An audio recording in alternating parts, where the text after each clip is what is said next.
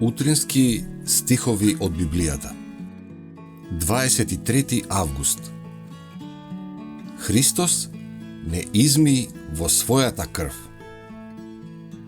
Нему, кој не љуби и кој не изми од нашите гревови во својата крв. Откровение 1.5.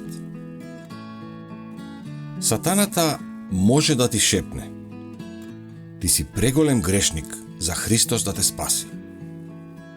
Иако признаваш дека навистина си грешен и недостоен, ти можеш да го пресретнеш искушувачот со извикот: со заслугата на искупувањето го признавам Христос за мој спасител.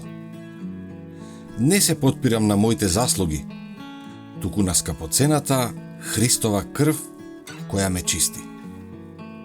Во овој момент ја доверувам мојата беспомошна душа на Христа.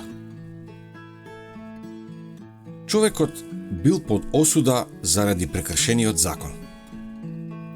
Тој не можел сам да се избави и токму затоа Христос и дошол на овој свет. Ја наметнал својата божествена природа со човечка и го дал својот живот, праведник за неправедници. Се дал себе си за нашите гревови и на секоја душа тој бесплатно и го нуди со крв купеното помилување. Ангелите гледаат со стравопочит и восхит на Христовата мисија во светот. Тие се восхитуваат на љубовта што го поттикна да се жртвува за гревовите на луѓето. Но колку лесно и немарно луѓето го сваќаат она што е купено со неговата крв.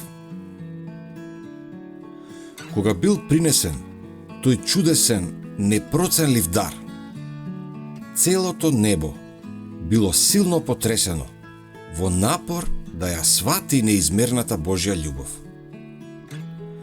Треба ли ние да се колебаме помеѓу две мислења? Треба ли да му вратиме на Бога само еден мал дел од способностите и силите кои ни ги доверил? Како можеме да постапуваме така, кога знаеме дека оној кој бил командант на целото небо ги оставил своите царски облеки и круна и гледајќи ја беспомошноста на паднатата раса, дошол на оваа земја во човечка природа, за да ни овозможи својата човечка природа да ја соединиме со неговата божественост.